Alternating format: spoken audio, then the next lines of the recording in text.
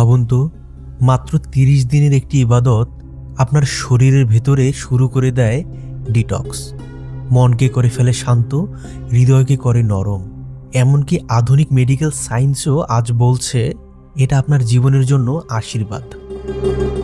হ্যাঁ, আমি বলছি রমজান মাসের রোজা নিয়ে। কিন্তু প্রশ্ন হচ্ছে, সেহরি ও ইফতার করে প্রতিদিন রোজা রাখলে আসলে আমাদের শরীরে কি ঘটে?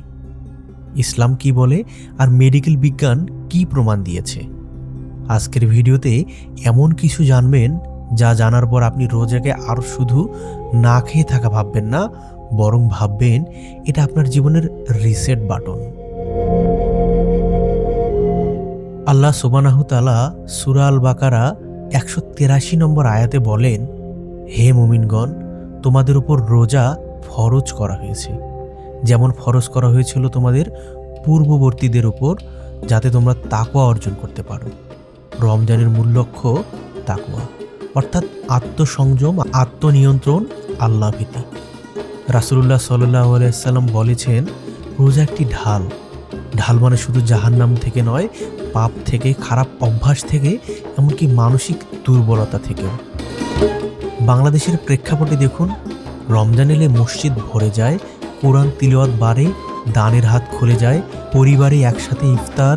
এটা শুধু ইবাদত নয়, এটা সামাজিক পরিবর্তনের মাস। এবার আসি মেডিকেল সায়েন্সে। রোজা রাখা মানে শুধু না খাওয়া নয়, এটা আসলে এক ধরনের ইন্টারমিটেন্ট ফাস্টিং, যা নিয়ে আধুনিক বিজ্ঞান অনেক গবেষণা করেছে। শরীর যখন দীর্ঘ সময় খাবার পায় না, তখন সে নিজের ভেতরের ক্ষতিগ্রস্ত কোষগুলো পরিষ্কার করতে শুরু করে, একদম যেন ঘরের পুরনো জিনিস ফেলে নতুন করে সাজানো। রমজানের রোজা, বিশেষ করে সেহরি থেকে ইফতার পর্যন্ত ১২ থেকে ১৬ ঘন্টা না খাওয়া, এই প্রক্রিয়াকে সক্রিয় করতে সাহায্য করে। রোজা রাখলে রক্তের ইনসুলিনের মাত্রা কমে যায়, শরীরে জমে থাকা ফ্যাট থেকে শক্তি নিতে শুরু করে। অনেক গবেষণায় দেখা গেছে নিয়মিত ফাস্টিং ইনসুলিন রেজিস্ট্যান্স কমাতে সাহায্য করতে পারে। রোজা রাখার সময় শরীর প্রথমে গ্লুকোজ ব্যবহার করে, তারপর ফ্যাট বার্ন শুরু করে। যদি ইফতারে অতিরিক্ত ভাজা পোড়া না খাওয়া হয়, তাহলে রমজান হতে পারে স্বাস্থ্যকর ওজন নিয়ন্ত্রণের সুযোগ। সারা বছর আমরা প্রায় অতিরিক্ত খাই, রমজানে আমাদের পাকস্থলে নিয়মিত বিশ্রাম পায়। এটা লিভার, অস্ত্র ও হজমতন্ত্রকে পুনরুদ্ধারের সুযোগ দেয়। রাসূলুল্লাহ সাল্লাল্লাহু আলাইহি ওয়াসাল্লাম বলেছেন, সেহরি খাও, কারণ সেহরিতে বরকত আছে। মেডিকেল দৃষ্টিকোণ থেকে সেহরি কেন গুরুত্বপূর্ণ? রক্তে শর্করার স্থিতি বজায় রাখে, ডিহাইড্রেশন কমায়, দিনের ক্লান্তি কমায়, ব্রেইনের ফোকাস ধরে রাখে। বাংলাদেশে অনেকে সেহরি না খেয়ে রোজা রাখেন। এটা শরীরের জন্য ক্ষতিকর হতে পারে। সেহরিতে রাখুন ডাল, ডিম, ভাত অথবা রুটি, সবজি, পানি, ফল।